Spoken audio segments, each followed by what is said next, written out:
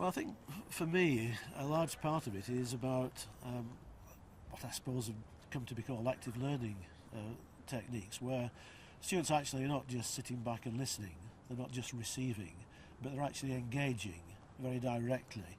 particularly with primary evidence, and using primary evidence to inform particular issues that we're raising on the modules that we teach. Well, for example, the students might be looking at an issue like, for example, the strength of kinship links in the 19th century. And one way of looking at that would be to look at the secondary literature first of all and see what historians have been saying about the strengths of kinship links, so there's an issue for them to address.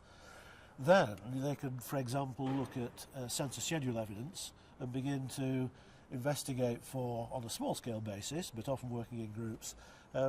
how far, for example, there was co-residing kin living with nuclear families in the 19th century,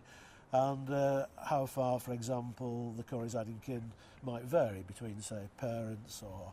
other types of relatives, nieces, nephews, grandchildren, and so on. Oh, I think because of that, as an undergraduate, I was lectured to, basically, and then I just regurgitated stuff in exams. Not very successfully, I have to add, but the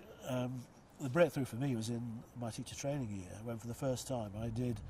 an original project using primary source material, which I'd never done before, working with a group, and we just got so involved in that, and the quality of the end product, I think, was far better than anything I'd ever achieved before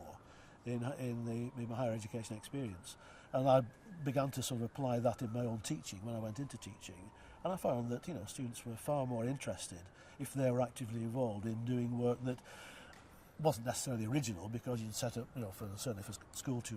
children, you'd be setting up exercises for them, but nonetheless they were actually very involved in doing something rather than just sitting back and listening.